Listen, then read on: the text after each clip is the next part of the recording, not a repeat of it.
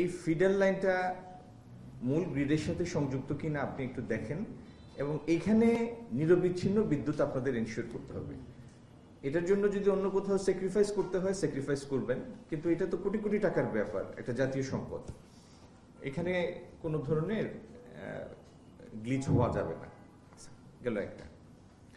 আর বাংলাদেশ ব্যাংকের উদ্দেশ্যে আমার প্রশ্ন হচ্ছে, ইনসেন্টিভের মধ্যে ইনাদের যদি কোনো বকেয়া থেকে থাকে, যেরকম আরএমজিতে আপনারা ক্লিয়ার করেছেন, এনারা তো চামড়া কিনবেন নগদ পয়সায়, তো যদি কোনো বকেয়া থেকে থাকে এটা একটু ক্লিয়ার করে দেন, যাতে চামড়া কেনার। আর চামড়ার জন্য এবার কি আপনারা কোনো ক্রেডিট দিচ্ছেন? ক্লিয়ার করে দেন, কারণ আমাদের হাতে সময় বেশি নাই। আর টাকাটা যদি আগের দিন পৌঁছায় তাইলে এটার রিফ্লেকশনটা পরের দিন পারচেজে হবে না। আমাদের টাকাটা দরকার। এটা একটা ন্যাশনাল ইস্যু। প্রধানমন্ত্রী স্বয়ং এবং পুরো সরকার এটার উপর যথেষ্ট এমফেসিস দিয়েছে। আমরা কাঁচা চামড়া নষ্ট হতে দিব না। হ্যাঁ, তো এবং মানে সো মাচ সো যে আমরা মনে করি যে আমাদের কাজের বরকত নষ্ট হবে যদি আমরা দেখি এরকম মানে দেশের সম্পদ এইভাবে নষ্ট হয়, এটা বরকত নষ্ট হবে। আশা করি আপনারা কথাটার সিরিয়াসনেসটা বুঝবেন। তো অর্থ বিভাগ আপনাদের পার্টটা আপনারা প্লে করেন, আর আপনি মেহরবানি করে গভর্নর মহোদয়কে আমার অনুরোধটা পৌঁছে দিবেন। We want quick disposal. হ্যাঁ, আর একটা এরকম একটা রিটেল সমস্যা বলে আমরা বড় একটা ক্যানভাসে যাব।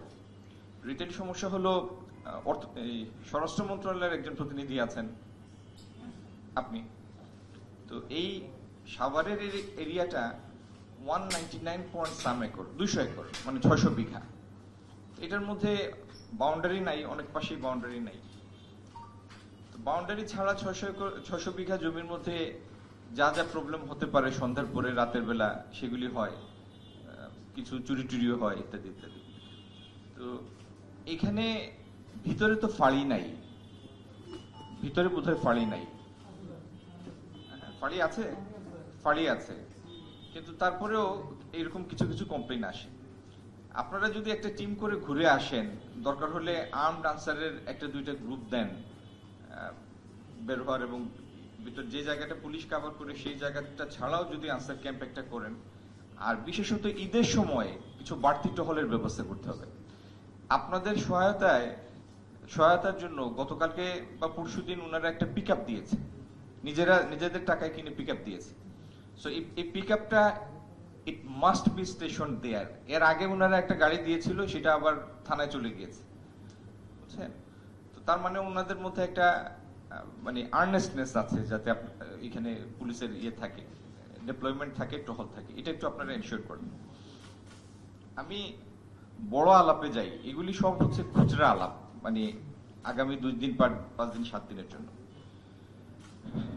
এখানে আপনারা যারা আছেন সবাই মেধাবী মানুষ, সরকারটাকে নেতৃত্ব দেন আপনারা as members of the permanent structure of the government. চামড়ার যে পটেনশিয়ালটা আমাদের ছিল, এটার মোমেন্টামটা আমরা লস করেছি গত কয়েক বছরে।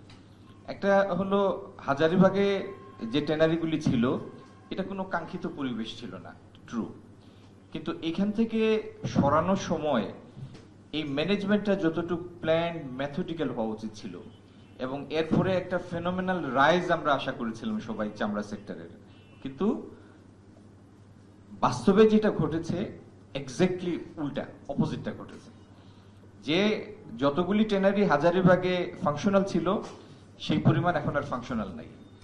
তারপরে বাংলাদেশ থেকে এখন যে দামে চামড়ার পণ্য প্রাইস পায়, যেটা ফরেন কারেন্সি পায়, বা ওয়েট ব্লু লেদার, যে ক্রাস্ট লেদার যেটা পায়, ফিনিশ লেদার, সেটা ইন্টারন্যাশনাল স্ট্যান্ডার্ড থেকে অনেক কম দামে, কারণ কমপ্লায়েন্সের অভাব।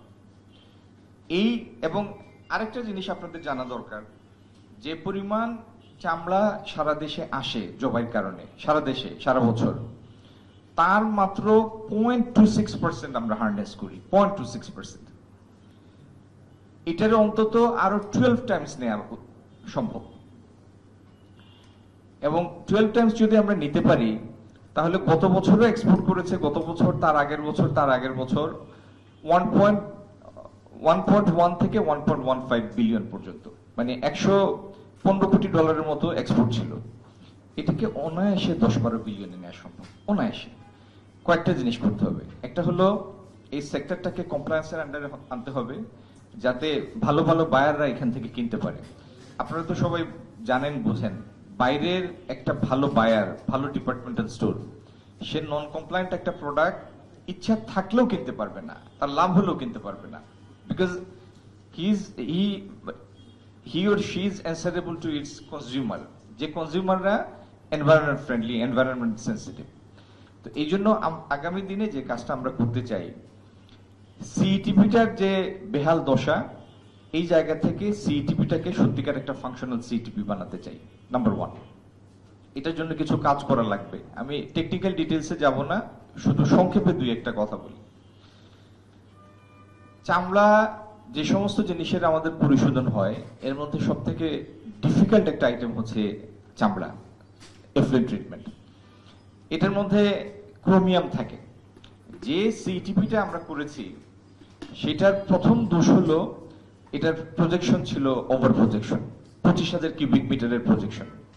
বাস্তবে এটা 14 থেকে 18,000 পর্যন্ত করতে পারে যদি প্রি ট্রিটমেন্টটা ভালো হয়। আচ্ছা, কালকে গিয়ে আমি যেটা দেখলাম, আমার বাস্তব অভিজ্ঞতা এনাদের সাথে কথা বলে, সেটা হলো ক্রোমিয়াম সেপারেট হয়, কিন্তু এখানে ক্রোমিয়াম রিকভারির কোনো প্রভিশন নাই, 1 নাম্বার। 2 নাম্বার, সেডিমেন্টেশন তো আমরা সবাই বুঝি। বাসা বাড়িতে এক সময় ফিল্টার ছিল না, তখন পানি আমরা রেখে দিতাম, পানি থিতানোর সুযোগ দিতাম। ভারী জিনিস যেগুলি আছে, পার্টিকেল, সেগুলি নিচে নেমে গেলে গামছা বা কিছু একটা দিয়ে পানি ঢাললে মোটামুটি পানি বিশুদ্ধ পাওয়া যেত। আপনারা হয়তো এটা দেখেছেন কিনা আমি জানি না, আমি নিজে এরকম পানি খেয়েছি। আমি, আমার মা, বাবা, ভাই বোনরা এই পানি খেয়েছি অনেকদিন, ছোটবেলায়। এই থিতানোর প্রভিশনটা এখানে নাই, সেডিমেন্টেশনের প্রভিশনটা নাই। তাইলে এখানে আরো কয়েকটা ট্যাঙ্ক যোগ করতে হবে। আর তৃতীয়ত, এটার সংশোধন করে এই টোটাল ম্যানেজমেন্টটা আমি একটা বিদেশি প্রতিষ্ঠানের কাছে একটা দীর্ঘ মেয়াদে দিতে চাই।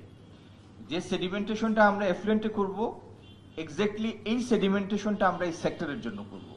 এটাকে থিতানোর সুযোগ দিতে হবে, স্টেবিলাইজ হওয়ার সুযোগ দিতে হবে। আমার যে জিনিসটা দরকার আপনাদের সহযোগিতা, একটা হলো টাকা লাগবে, এখানে বাংলাদেশ ব্যাংকেরও পার্টিসিপেশন লাগবে। যারা এই ব্যবসায় পটেনশিয়াল নাই, তাদের নিয়ে খামখা আমরা চেষ্টা করব না। আমি আই মে সাউন্ড রুড, কিন্তু আমি নিখাত বাস্তবতাটার কথা বলছি। যাদের মধ্যে পটেনশিয়াল আছে, এদের বাই অল মিনস আমরা হেল্প করব, যাতে এরা দাঁড়াতে পারে। এখানকার 100% ফ্যাক্টরি কমপ্লায়েন্ট হতে হবে। এই কমপ্লায়েন্স আর্ন করার জন্য যে যে ফেসিলিটি ক্রিয়েট করে দেওয়ার দরকার, on behalf of the government, on the part of the government, will do it. কারণ 10-12 বিলিয়নের একটা এক্সপোর্ট সেক্টর হওয়ার যে পটেনশিয়াল, এটার পিছনে টাকা ঢালা, শ্রম ঢালা, সময় দেয়া, ইট মেক সেন্স। এটা প্রচুর এমপ্লয়মেন্ট ক্রিয়েট করতে পারে। আপনাদের ধারণার জন্য বলছি, একটা 30-40 মেগাওয়াটের পাওয়ার টানে একটা স্টিল মিল, 1000, 2000, 3000 কোটি টাকার ইনভেস্টমেন্ট। কিন্তু যতগুলি সফিস্টিকেটেড মেশিন, আপনি ভিতরে ঢুকলে লোক খুঁজে পাবেন না। কিন্তু এইগুলির মধ্যে যদি আপনি 100 কোটি টাকা ইনভেস্ট করেন, আপনি দেখবেন অন্তত 500,000 লোক এটার সাথে কাজ করছে। আমার দরকার, আমার যে need, employment specific investment. So আমরা আগামী দিনে এই কাজগুলি করব। এইটার জন্য আপনাদের ইনপুট, আপনাদের মতামত, আপনাদের কোঅপারেশন, এটা আমার দরকার। আর রিটেল, যেটা কুরবানির ঈদের 3-4 দিন পরে এই রিটেল আলাপের আর বিষয় থাকবে না, কিন্তু এরপরের কুরবানির ঈদে আমরা এই আলাপ আর করবো না যে চামড়ার জন্য লবণ দিব, চামড়া 7 দিন 10 দিন পরে আসা যাবে না। চামড়ার পশুর জবাই, চামড়া ছিলানো, এই প্রত্যেকটা জিনিস আমরা মেকানাইজড সায়েন্টিফিক একটা মেথডে যাব, যাতে আমরা ম্যাক্সিমাম চামড়া ইন এ মেথডিক্যাল ওয়ে আমরা হারনেস করতে পারি। বিদ্যুৎ বিভাগের যিনি অতিরিক্ত সচিব আছেন, আপনি এনশিওর করবেন যে এখানে লোডই আছে 15 মেগাওয়াট ভিতরে কমপ্লেক্সের, এটা যেন আনইন্টারাপ্টেড সাপ্লাইটা থাকে, মেইন লাইন থেকে সাপ্লাইটা যেন আনইন্টারাপ্টেড হয়। আচ্ছা, দ্বিতীয়ত, আমাদের স্বরাষ্ট্র মন্ত্রণালয়ের অতিরিক্ত সচিব আছেন, আপনি একটু মেহরবানি করে এনশিওর করবেন এই যে যদি আপনারা প্রতিনিধি পাঠিয়ে দেখেন এখানে আনসার ক্যাম্প দিলে সমস্যাটা সমাধান হয়, তাহলে আর্মড আনসার দেন, যেহেতু এখন বাউন্ডারি নাই। আর এই চামড়ার শুরু থেকে মানে পশু জবাই থেকে শুরু করে আলটিমেট স্লাশ ম্যানেজমেন্ট পর্যন্ত, ওয়েস্ট ম্যানেজমেন্ট পর্যন্ত এই টোটাল চেইনটা আমরা একটা পরিকল্পনার অধীনে আনবো। Entire thing, everything. শুনে এটা ফানি লাগতে পারে, কিন্তু এখানে কোনো ওয়েস্টই ওয়েস্ট না, এভরিথিং ইজ ইউজেবল, প্রত্যেকটা জিনিস ইউজেবল। একটু আগে আমার এমডি যেটা বলছিলেন যে আপনার বর্জ্য পদার্থ বলতে মূলত ফ্যাট, অ্যানিমেল ফ্যাট। যেটা অ্যানিমেল ফ্যাট তো আমরা সবাই জানি সাবান তৈরিতে ব্যবহার হয়। এখন সাবান তৈরিতে ব্যবহারের উপযোগী কেমিক্যাল এটাকে বানাতে হবে বা পর্যায়ে এটা নিয়ে যেতে হবে, তেলও বানাতে হবে। এটার প্রত্যেকটা জিনিসেরই ইউজ আছে।